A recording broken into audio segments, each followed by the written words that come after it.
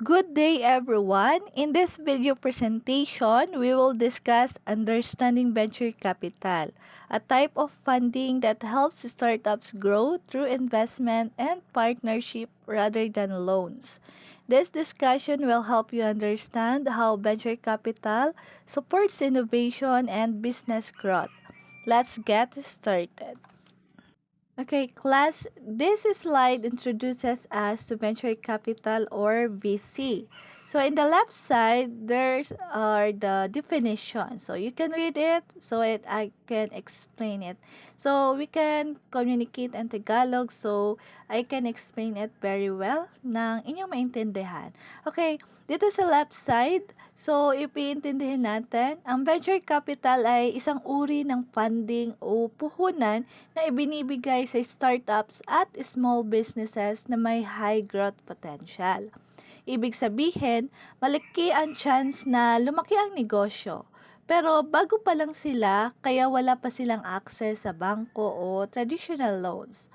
Usually, ang nagbibigay ng venture capital ay professional investors o mga venture capital firms.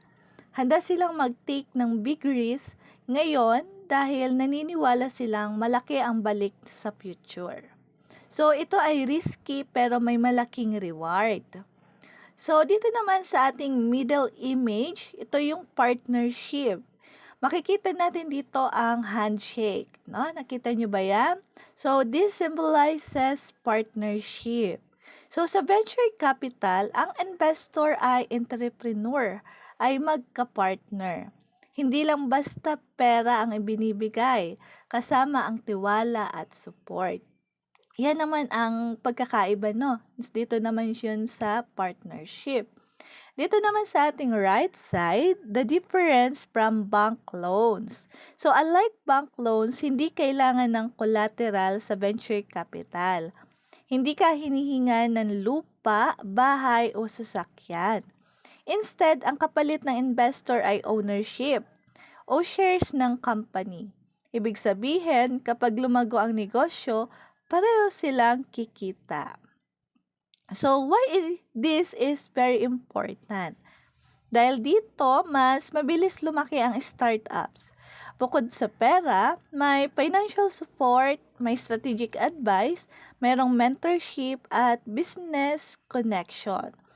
So, halimbawa, no, I will give you an example, class. So, halimbawa, may startup na gumawa ng technology app o health product.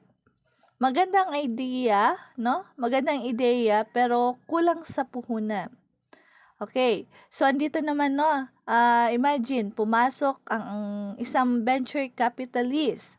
So, nagbigay ng capital, naging partner, tumulong sa strategy, and the result, lumaki ang negosyo at nagtagumpay because meron siyang commitment. Yon.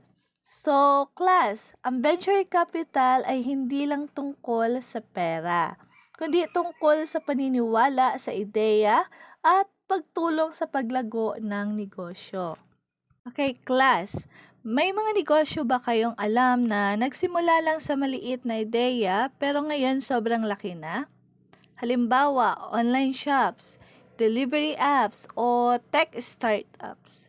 Isa sa mga dahilan kung bakit sila lumaki ay dahil sa venture capital. So, we already discussed what is venture capital, di ba? So, ang venture capital ay uri ng investment.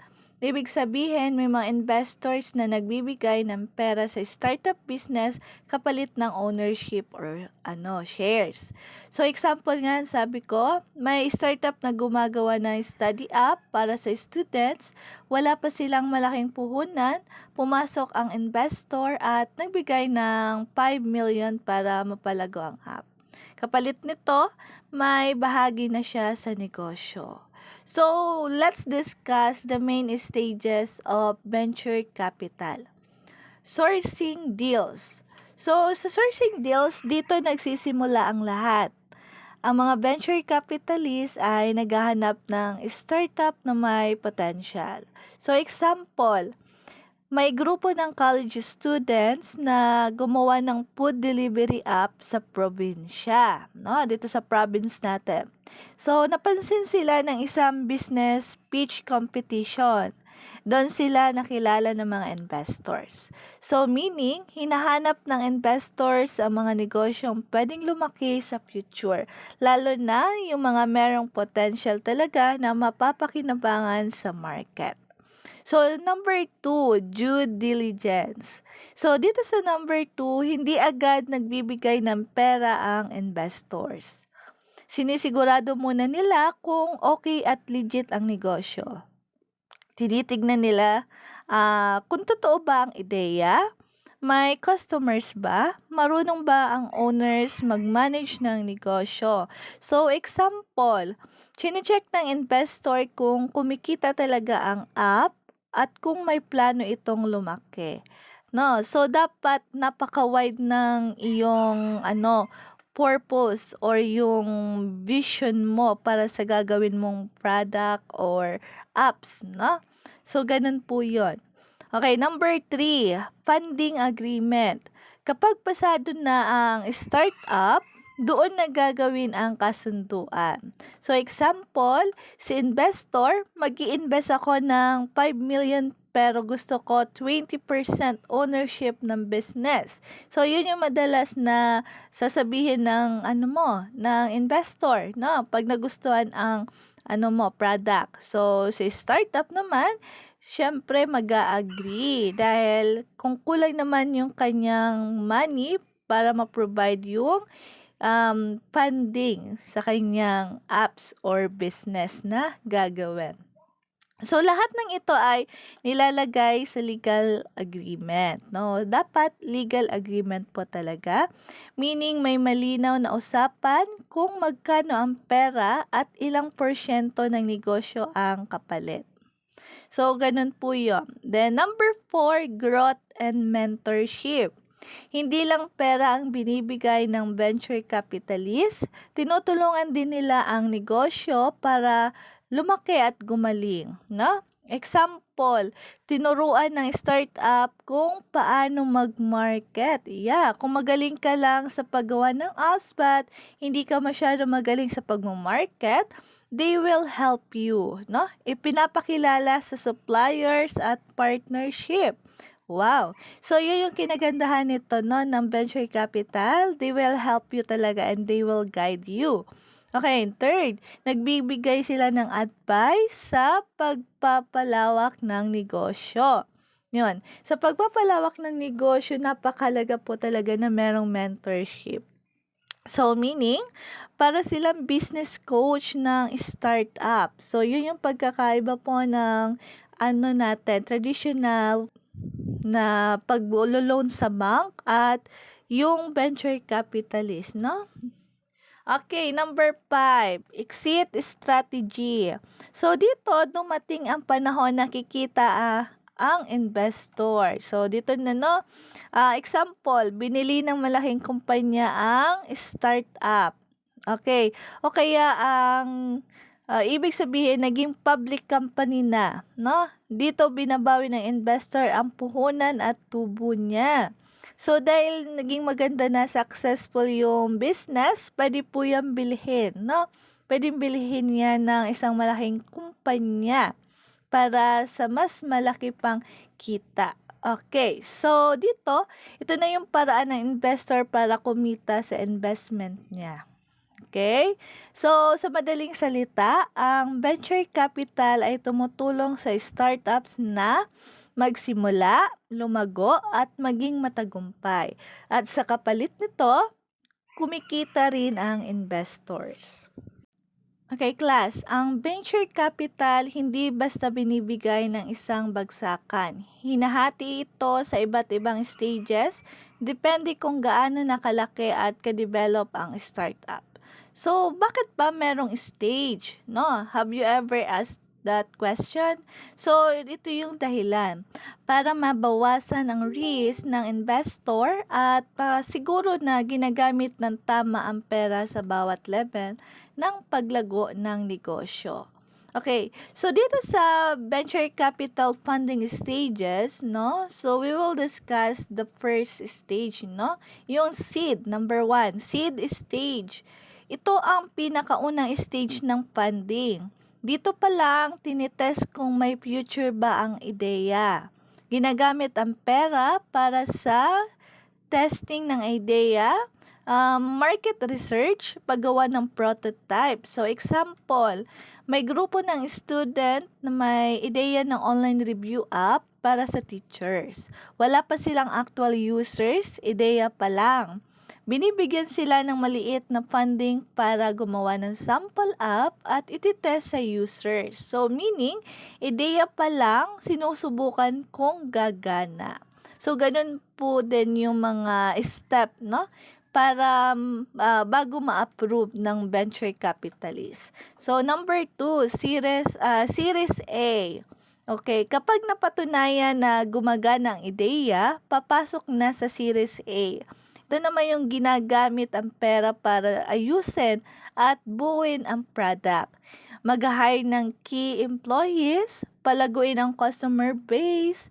So, example, yung app may users na at may kita na kahit kaunti. Kailangan na nila ng developers at marketing team. Dito papasok ang mas malaking funding. So dahil na check na 'yon, na test na yung apps at nakikita nilang gumagana, so 'yon, kailangan na nila doon pumasok sa funding, no? So, yung expectation dito ng investors ay may ebidensya na may users at demand ang produkto. So, meaning proven and tested na yung apps or yung product or business na ini-endorse mo doon sa venture capitalist. Okay? So, number 3, Series B. Sa Series B, ang negosyo ay lumalawak na. Ginagamit ang pera para expansion sa ibang cities or regions. Pagpapaganda ng technology, mas agresibong marketing. So, meaning, hindi lang sa isang cities, kundi sa iba pang kalapit na cities or region na, mas malawak, no? Example, yung app ay sikat na sa isang city. Gusto na nilang mag-expand nationwide. Kailangan ng pera para sa servers, ads, at operations. So, meaning, from small business to growing company. Ganun po yun, no? Series by series. Then next, yung number 4, Series C and beyond, no? So dito, ito na yung stage ng malalaking kumpanya. So nakapokus dito yung mabilis at agresibong growth. Pagbili ng ibang companies, paghahanda ng IPO, or yung going to public. No? So, yung example natin dito, class, ay yung app. Ginamit na ng milyong-milyong users. Plano na nilang maging public company o bilhin ang mas maliit na competitors. So, meaning, ready na sila sa big league. No? So, ganun po yon, from small to the growing company. No? Big league na eh. So, in a summary class, no, ang seed stage, ideya pa lang. Idea, seed. Okay? So, sa Series A, gumagana na ang negosyo. Series B, lumalaki na. And ang Series C, pangmalakihan na. So, hindi ka pwedeng tumalon sa next stage kung walang progress. Tatandaan nyo po yan. So, pinapakita ng venture capital funding stages na ang success ng negosyo ay step by step. Hindi siya instant, okay? Kailangan ng proof, effort, at tamang paggamit ng resources. And what venture capitalists look for? Okay, class, bago magbigay ng pera ang venture capitalists, hindi sila basta-basta nag-i-invest. Sinusuri muna nilang iba't ibang bahagi ng startup para mabawasan ang risk at masiguro nakikita ang investment nila. Okay, so ano ang hinahanap ng venture capitalist? So, ito yon, no? So, merong strong team. Number 1, strong team. Unang tinitignan ng investors ay ang tao sa likod ng negosyo. So, tinitignan nila kung mayroon ba yun na skills, ang team, marunong makipagtrabaho, kaya mag-handle ng problema, no? So, example class, mas pipiliin ng investor ang team na masipag at open sa feedback kahit simple, no? Simple lang ang ideya kaysa sa magandang ideya pero magulo ang team. So meaning class, kahit magandang ideya, kung mahina ang team, delikado ang negosyo. So doon po lumalabas na maraming nalulugi kahit merong investor kapag hindi po maganda ang team, no? Kahit napakaganda pa ng apps or ng business. Okay, number 2, scalable business model. So, ang scalable business model ay ibig sabihin pwedeng lumaki ang negosyo nang hindi sobra ang gastos. Yes. So, example class, online app. Kahit dumami ang users, halos pareho lang ang gastos. Pero kung sari-sari store, kailangan ng bagong pwesto at tao para lumaki. Meaning class nito, mas gusto ng investors ang negosyong madaling palakihin, no? So, ganon. Kailangan yung mas madali, no? Madaling lumaki. Okay, number 3, market opportunity. Okay, dito naman class, tinitignan din ng mga venture capitalists kung malaki ang market o dami ng possible customers. Okay? So, example nito class ay mas mataas ang chance na ma-invest ang isang app na pwedeng gamitin ng lahat ng students sa bansa kaysa app na para lang sa isang barangay. Okay? So, kung isang area lang, no, or maliit na area lang yung makakagamit, hindi siya useful para investan ng isang investor. So, ang investan talaga ng investor yung merong vision para sa mas malaki, no? Meaning, mas malaking market, mas malaking potential na kumita. So, hindi malulugi yung investor. Okay? And number 4, unique value proposition or proposition. So, dito naman guys, sa number 4, ito ang tanong na palaging tinatanong ng investors. Ano ang pinagkaiba ng negosyo mo sa iba? Okay? If you will put yourself in the situation, no? Tatanungin ka ng investor ng ganito, sa tingin mo ano yung sasagot mo? Okay, example, maraming food delivery apps, pero kung ang application mo ay mas mura, mas mabilis, o may special feature, mas nagiging attractive ito sa investors. So, meaning class, kailangan may kakaiba kang maibibigay sa customers.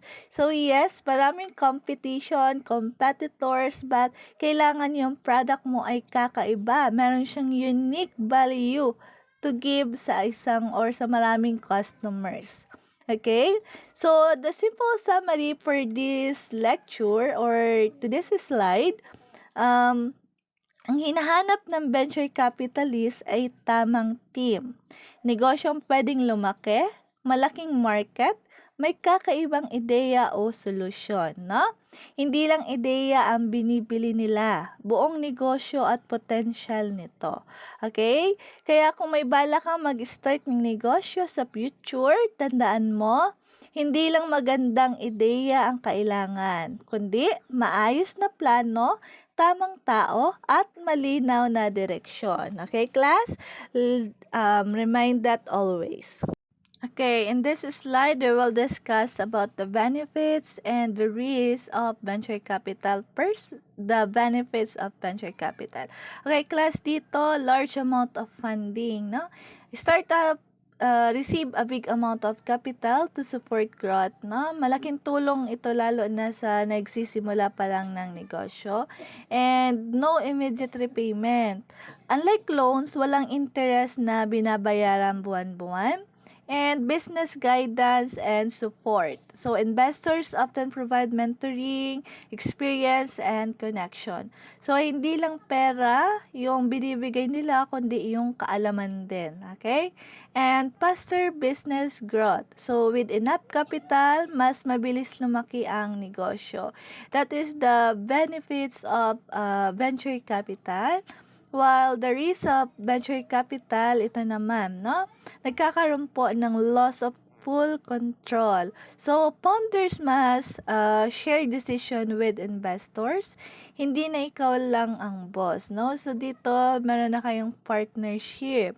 So, they have the right to have yung control, no? Dahil meron silang equity, kumbaga.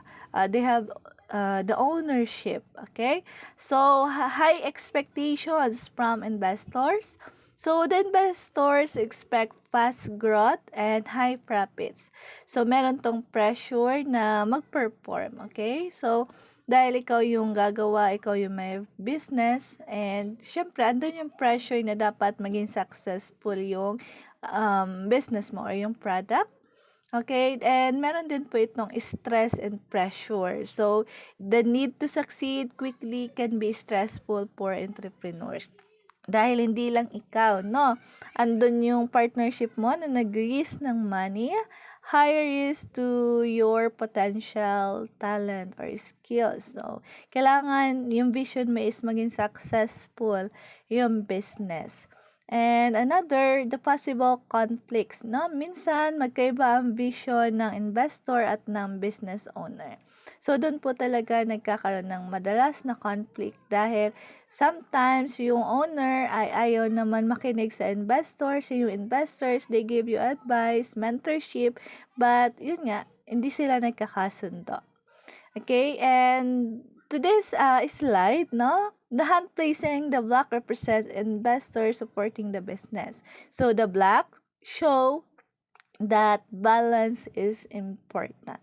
So yes, balance is very important. Sa isang maling desisyon, pwedeng maapektuhan ang buong negosyo. So tatandaan po natin yan, no? So think carefully before accepting venture capital. So hindi lang pera ang kapalit, kundi control at responsibility din.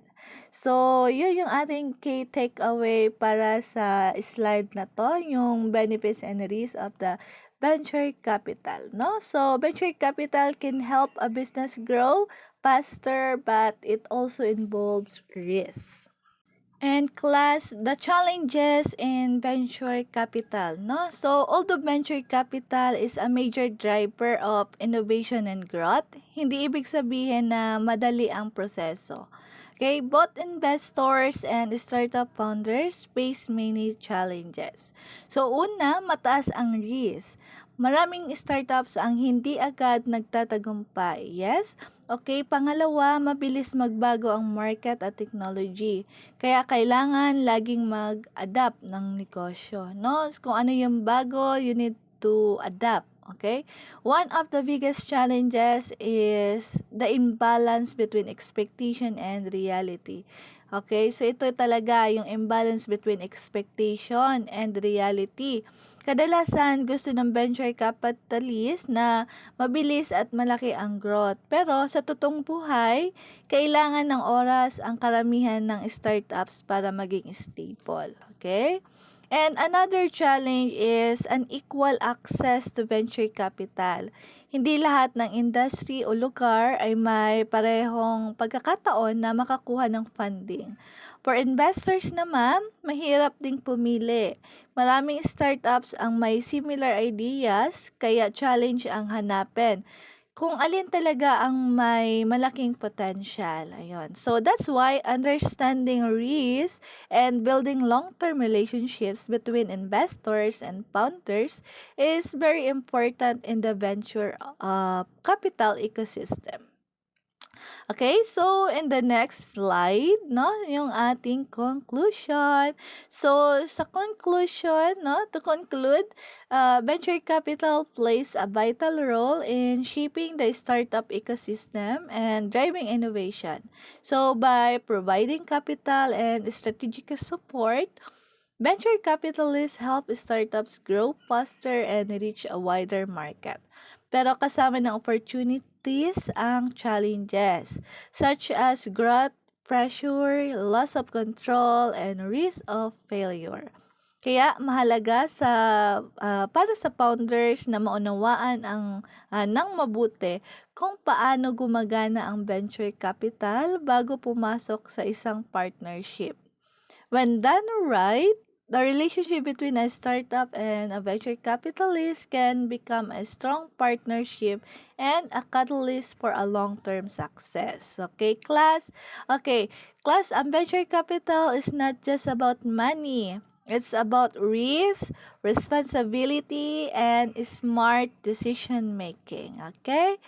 Do you really understand it? So, I hope na naintindihan po natin, class, ang ating slide presentation for today. So guys, thank you so much for your time sa ating pakikinig ng ating slides presentation about sa topic natin na venture capital. So guys, have a nice day.